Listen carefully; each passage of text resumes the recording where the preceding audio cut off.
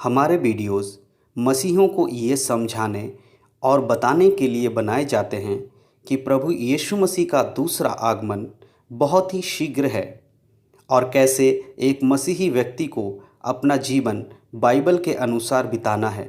और उन लोगों के लिए भी बनाए जाते हैं जो जीवित और सच्चे परमेश्वर को खोज रहे हैं। किसी व्यक्ति या धर्म की आलोचना करना हमारा उद्देश्य बिल्कुल भी नहीं है।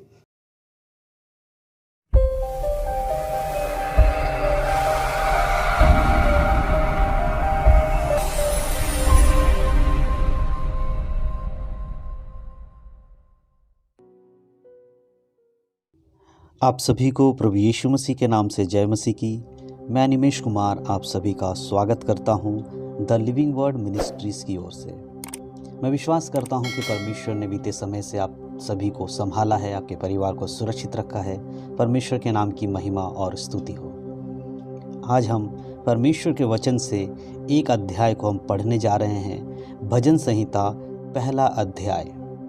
आज हम भजन संहिता पहले अध्याय को पढ़ेंगे और देखेंगे कि परमेश्वर अपने वचनों के द्वारा हम सभी से क्या बातें करते हैं। वचन में जाने से पहले आइए हम सब मिलकर परमेश्वर का धन्यवाद करें और प्रार्थना के साथ इस दिन की शुरुआत करें। सर्वशक्तिमान पिता परमेश्वर, हम आपका धन्यवाद करते हैं सुंदर समय के लिए जो प्रभु जी आपने हमें दिया है।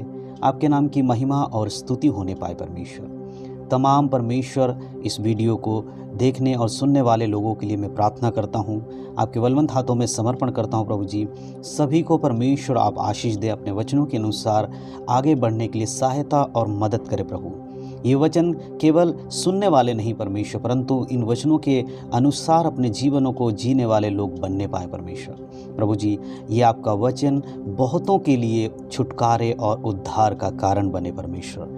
धन्यवाद करते हैं प्रभु जी, आपने हमारी प्रार्थना को सुना। सारा आदर मान सम्मान आपको देते हैं, यीशु मसीह के धन्य नाम से मांगते हैं, आमीन। धन्यवाद हो परमेश्वर का जो हमें जीवित रखते हैं, हमें निरंतर चलाते हैं। आइए हम परमेश्वर के वचन भजन संहिता में से पहले अध्याय को पढ़ेंगे और देखेंगे परमेश्वर हम सभी से क्या बातें करते हैं। भजन संहिता अध्याय 1।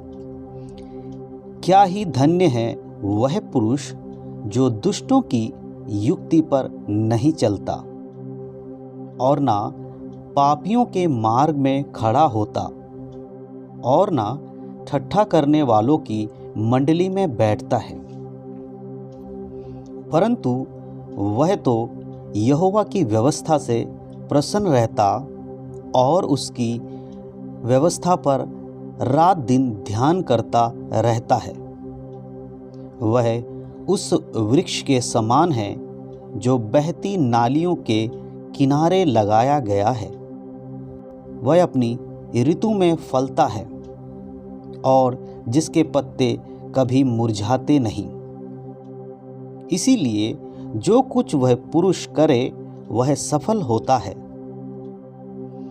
दुष्ट लोग ऐसे नहीं होते, वे उस भूसी के समान होते हैं जो पवन से उड़ाई जाती है। इस कारण दुष्ट लोग अदालत में स्थिर न रह सकेंगे और ना पापी धर्मियों की मंडली में ठहरेंगे, क्योंकि यहोवा धर्मियों का मार्ग जानता है परंतु दुष्टों का मार्ग नष्ट हो जाएगा। हालेलुया। परमेश्वर के नाम की स्तुति और परमेश्वर के नाम की महिमा हो। ये भजन संहिता अध्याय 1 आज हम सभी को एक शिक्षा देती है। आज इन वचनों से हमें ये पता चलता है कि परमेश्वर एक पवित्र व्यक्ति के जीवन से किस प्रकार का स्वभाव चाहता है। परमेश्वर जैसे पहले ही कहते हैं कि धन्य है वह पुरुष जो दुष्टों की युक्तियों पर नहीं चलता और ना पापियों के मार्ग में खड़ा होता है, ना ठट्ठा करने वालों की मंडली में बैठता है। मेरे प्रियो, एक विश्वासी का जीवन इस प्रकार का होना चाहिए कि वो बुराई से परे रहे और झूठ बोलने के बजाय वो सत्य के साथ चले और ऐसे जगह पे ना जाए जहाँ पर परमेश्वर के नाम की निंदा होती हो और ऐसे चीज़ों में इन्वॉल्वमेंट ना रहे जिससे कि प्रभु के नाम की निंदा हो। हालेलुया। परंतु उसे इस प्रकार का होना चाहिए कि वो परमेश्वर का जो व्यवस्था है, परमेश्वर ने जो बाइबल हमें दी है, उसके आधारित जीवन जीने में वो अपने अंदर एक आनंद को महसूस करे। ऐसा एक जीवन परमेश्वर उस व्यक्ति से चाहता है जो प्रभु में मजबूती के साथ आगे बढ़ना चाहता है। और बाइबल के ऊपर अपनी विश्वास को बनाए रखना और दिन रात उसी में मनन करना, ऐसे व्यक्ति को परमेश्वर चाहते हैं कि वो उसके राज्य में आगे बढ़े। जो परमेश्वर के साथ चलना चाहते हैं, जो उद्धार में बने रहना चाहते हैं, उनके जीवन में ज़रूरी है कि वो दिन रात बाइबल की बातों का मनन करें। आप हर समय प्रभु यीशु मसीह के वचनों के ऊपर ध्यान लगाएं। जब आप परेशान होते हैं, जब आप दिक्कतों में होते हैं, तब आपकी दृष्टि प्रभु की ओर रहनी चाहिए। केवल परेशानियों में ही नहीं, जब आप अच्छे से जीते हैं, आपके जीवन में कोई दुख और मुसीबतें नहीं होती है, तब भी आपकी दृष्टि परमेश्वर की ओर होनी चाहिए, बाइबल की ओर आपका ध्यान होना चाहिए। ये हमें भजन संहिता पहला अध्याय हमें बता रही है और हमें इसको समझना और इसके अनुसार जीवन जीना बहुत ही ज़रूरी है। और ऐसा करने वाला व्यक्ति जो परमेश्वर की ओर अपने ध्यान को केंद्रित करता है, परमेश्वर की ओर ताकता है, ऐसे काम को करने वाला व्यक्ति क्या होता है? वो फलवंत होता है। वह उस वृक्ष के समान होता है जो बहती नालियों के किनारे, यानी कि तराइयों भरी जगह पे लगाया गया हो, जहाँ पानी और धूप की कमी नहीं है, जिसके कारण वो पौधा अच्छे से फलवंत और अच्छे से खिलता है और अपने जीवन से फलों को ला पाता है। कई बार एक व्यक्ति प्रभु यीशु मसीह में चलते हैं और प्रार्थना का जीवन इस प्रकार का होता है, परमेश्वर अपने फलों और वरदानों से भर दो, परंतु कई साल तक ऐसे प्रार्थना करने के बावजूद उसके जीवन में इस प्रकार का फल नहीं आता है।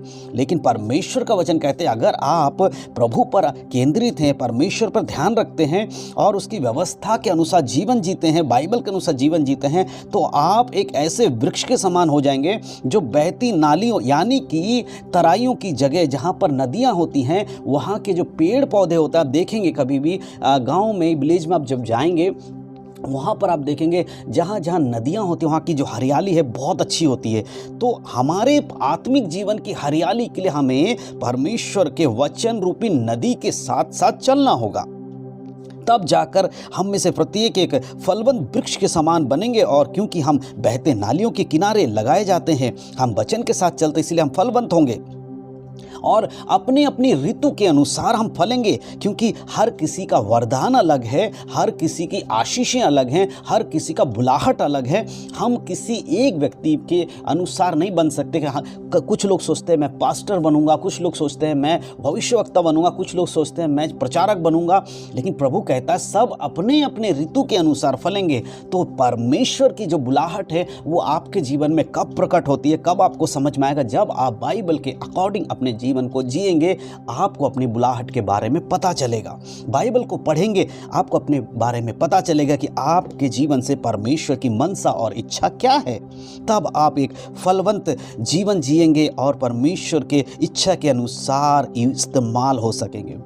जिसके पत्ते मुरझाते नहीं है, वचन कहता है जिसके पत्ते नहीं मुरझाते, आपके किए हुए काम कभी विफल नहीं होंगे। जो वचन के अनुसार आप करेंगे, उन सब में परमेश्वर आपको आशीष देंगे। आपके द्वारा प्रार्थनाएं सुनी जाएंगी, आपके द्वारा रोगी चंगे किए जाएंगे, आपके द्वारा लोगों का उद्धार परमेश्वर कराएंगे। इस प्रकार का जीवन आपका हो जाएगा।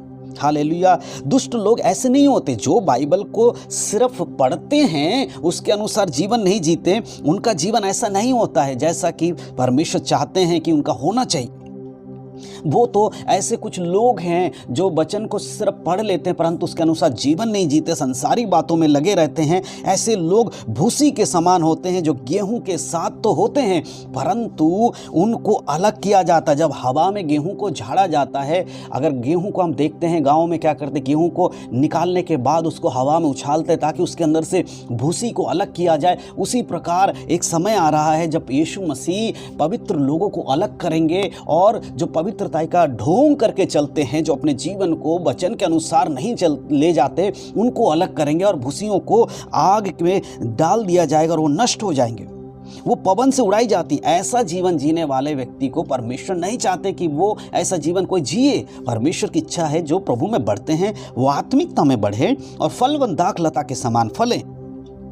इस कारण से वचन कहता है दुष्ट लोग अदालत में स्थिर नहीं रह पाएंगे। ऐसे जो लोग हैं जो केवल कलीसिया में जाने के वजह से कलीसिया जाते हैं, उनका जीवन आत्मिक रूप में बिल्कुल भी ठीक नहीं है, वो वचन नहीं पढ़ते, वो प्रार्थना नहीं करते, वो पवित्रता का जीवन नहीं बिताते, ऐसे लोग अदालत में स्थिर नहीं रह सकेंगे। यानी कि न्याय सिंहासन के सामने खड़े होकर नहीं कह पाएंगे कि परमेश्वर हमने आपकी तमाम आज्ञाओं को माना, हमने बाइबल के अकॉर्डिंग जीवन जिया और आज हम परमेश्वर आपके संग खड़े हैं और हमें खुशी हो रही है। ऐसी बातों को उस समय वो लोग नहीं कह पाएंगे जो आज पवित्रता का जीवन नहीं जीते हैं। इसीलिए ज़रूरी है कि हम में से प्रत्येक व्यक्ति अपने आप को जांचें, परखें और देखें कि क्या हम परमेश्वर के वचन के अनुसार जीवन जीते हैं या नहीं जीते। हालेलुया। पापी ना धर्मियों के मंडली में ठहर पाएंगे, क्योंकि वहां पर परमेश्वर अलग करेगा। इसीलिए जो लोग परमेश्वर के वचनों के विरोध में चलते हैं वो उन पवित्र लोगों के मंडली से अलग कर दिए जाएंगे जो अनंत काल के स्वर्ग में जा रहे हैं। हालेलुया। क्योंकि यहोवा क्या है, वो धर्मी है और वो धर्मियों का मार्ग जानता है, परंतु दुष्ट का मार्ग जो वो नष्ट हो जाएगा। परमेश्वर धर्मी है और उसको पता है जो पवित्र लोग हैं, धर्मी लोग हैं, उनका मार्ग अनंत काल के स्वर्ग की ओर है, परंतु जो दुष्ट हैं, वचन के अनुसार जीवन नहीं जीते, वो अनंत काल के मृत्यु यानी आग की झील की ओर जा रहे हैं। परमेश्वर धर्मी है, इसीलिए धर्मियों का मार्ग परमेश्वर को पता है। मेरे प्रियो, आज का ये वचन, ये अध्याय हम सभी को ये शिक्षा देती है कि धर्मी और दुष्ट मनुष्य के बारे में समझना होगा और कैसा उसका जीवन है उसको समझकर हमें आगे बढ़ना होगा। हमें पाप से परे रहना है, पाप से हमें कोई समझौता नहीं करनी है, हमें पवित्र जीवन में लगे रहना है, पवित्रता का जीवन जीना, अपने शरीर को परमेश्वर के मंदिर बनाकर आगे बढ़ना है। यही परमेश्वर हम सभी से इच्छा रखते हैं और चाहते हैं। यीशु मसीह भी हमें यही शिक्षा देते हैं कि तुम मेरे वचनों के अनुसार जीवन जियो और अनंत काल के उस स्वर्ग में प्रवेश करो। मेरे प्रियो, आज का ये वचन हम सभी के लिए एक महत्वपूर्ण वचन है। ज़रूरत है तो हम सभी को जांचने की, अपने आप को देखें, क्या आज का जो दिन है, आज जो आप जीवित हैं, उस दिन क्या आप इन वचनों के आधार पर अपने जीवन को जी रहे हैं। अगर नहीं जी रहे तो मैं आपसे कहना चाहता हूं, अपने जीवनों को परिवर्तन करें, परमेश्वर के वचनों में आए, परमेश्वर के वचन के अनुसार जीवन जिए। ऐसा ना हो कि यीशु मसीह के आगमन पर आप शर्मिंदगी के सामना करें, आप उस न्याय सिंहासन के सामने परमेश्वर की ओर ताक नहीं पाए, शर्मिंदगी का सामना आपको करना पड़े। इसीलिए आज आपके पास समय है, आज आपके पास अवसर है कि आप अपने जीवनों को जांच कर, परख कर सही मार्ग पर चलाएं। हालेलुया। परमेश्वर के नाम की महिमा हो, परमेश्वर के नाम का धन्यवाद हो। मैं विश्वास करता हूं कि आज ये भजन संहिता अध्याय 1 आप सभी के जीवनों में एक टर्निंग पॉइंट और यू टर्न का काम करने वाला है और बहुतों के लिए एक उद्धार, छुटकारा और आशीष का कारण होने वाला है। इस वचन को केवल सुनने वाले ना बने। आज अगर आपने इस वीडियो को पूरा देखा है तो मैं विश्वास करता हूं कि परमेश्वर की आत्मा आपसे आज बात की है और वो चाहती है कि आप अपने जीवन में और पवित्रता से आगे बढ़ें। यदि पवित्र हैं और पवित्रता से आगे बढ़े नहीं हैं तो उसमें और अधिक आगे बढ़ने की कोशिश करें पवित्रता के जीवन में। हालेलुया। परमेश्वर के नाम की स्तुति हो, परमेश्वर के नाम की महिमा हो। मैं धन्यवाद करता हूं परमेश्वर का इस वचन को देने के लिए। धन्यवाद हो परमेश्वर। आइए प्रार्थना करेंगे।